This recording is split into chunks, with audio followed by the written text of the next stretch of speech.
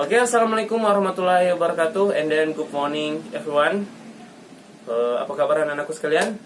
Alhamdulillah, semoga kita senantiasa diberi kesehatan dan keselamatan oleh Allah Subhanahu wa Ta'ala. Oke, pada kesempatan kali ini kita akan membahas mengenai sedekah. Kalau pada kesempatan sebelumnya kita telah membahas infak, pada kesempatan hari ini kita akan membahas sedekah. Sebelum kita masuk ke materi, kita harus tahu terlebih dahulu apa sih yang dimaksud dengan sedekah. Sedekah dari segi bahasa dapat dikatakan sebagai pemberian atau derma. Sedangkan secara istilah adalah memberikan pertolongan berupa barang ataupun sesuatu kepada orang lain tanpa mengharap imbalan dari orang yang kita beri bantuan tersebut kecuali ridha Allah Subhanahu wa Ta'ala. Oke, paham? Jadi apabila anak-anakku bersedekah, kita tidak boleh mengharap imbalan kembali dari orang yang telah kita beri bantuan tersebut, tapi kecuali ridha Allah Subhanahu wa Ta'ala. Oke. Adapun dalil dalam sedekah itu ada dalam surah Yusuf ayat 88, wa tasaddaq alaina innallaha yajzil mutasaddiqin. Oke, yang artinya, dan bersedekahlah kepada kami, sesungguhnya Allah akan memberikan balasan kepada orang-orang yang bersedekah. Quran surah Yusuf ayat 88. Oke, sedangkan hadisnya ada dalam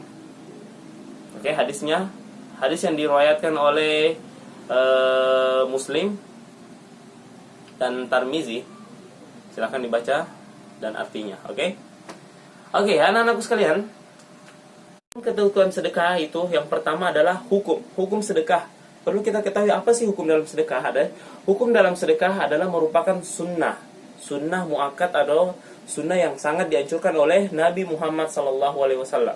Jadi walaupun dia bersifat sunnah, tapi dia merupakan sunnah muakkad atau sunnah yang sangat dianjurkan oleh Rasulullah SAW. Oke, rukun dan syarat sedekah.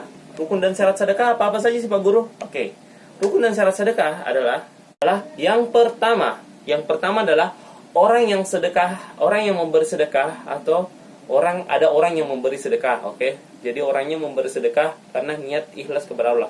Yang berikutnya adalah orang yang diberi sedekah itu berhak memilikinya atau berhak memiliki barang yang telah disedekahkan tersebut. Yang berikutnya, kenapa seperti itu Pak Guru? Oke, contohnya saya mau bersedekah nih, tapi saya bersedekah sebatang rokok kepada anak kecil yang tidak seharusnya merokok. Itu bukan bersedekah namanya, karena anak itu belum berhak memiliki rokok tersebut karena dia masih di bawah umur. Jadi itu tidak termasuk sedekah ya. Oke, yang berikutnya, barang lainnya yang diberikan syaratnya tersebut dapat dijual. Oke, jadi barangnya tersebut dapat memiliki manfaat. Barang tersebut bisa dijual kembali oleh orang yang diberikan sedekah. Oke, jadi pada saat kita memberi sedekah, terserah orang tersebut, entah dia mau jual karena ada kebutuhan yang lainnya yang lebih mendesak, itu tidak apa-apa. Dan berikutnya adalah ada ijab dan kabul. Apa sih yang masuk ijab dan kabul Pak Guru? Jadi ijab dan kabul bukan hanya dalam perkawinan ya. Dalam pemberian sedekah tersebut ada yang namanya juga ijab dan kabul. Artinya orang yang bisa menerima ijab dan kabul. Jadi ada kesepakatan antara si pemberi sedekah dengan si penerima sedekah. Oke, seperti itu. Oke, yang berikutnya macam-macam sedekah. Oke, ada yang namanya sedekah wajib. Apa sih sedekah wajib? Sedekah wajib itu kita bisa jelaskan dalam bentuk zakat. Oke. Yang berikutnya sedekah sunnah adalah sedekah yang biasa kita lakukan. Oke, sedekah sunnah muakkad yaitu sedekah dalam bentuk wakaf atau amal-amal jariah. Jadi dalam bentuk wakaf tanah, dalam pembangunan masjid dan lain sebagainya, itu sedekah yang sangat dianjurkan atau sunnah muakkad. Yang berikutnya adalah sedekah mubah, yaitu pemberian dalam bentuk hadiah atau dana atau hibah. Oke, itu sedekah mubah. Oke. Yang berikutnya bentuk-bentuk sedekah. Oke, bentuk-bentuk sedekah itu biasanya pemberian uang, sedekah lisan atau berbicara sopan. Dalam kita senyum juga termasuk sedekah loh. Kullu ma'rufin sedekah. Segala sesuatu yang baik itu merupakan sedekah. Senyum juga termasuk sedekah. Jadi jangan lupa untuk bersenyum setiap hari anak sekalian. Oke? Keep smile. Oke? Ready.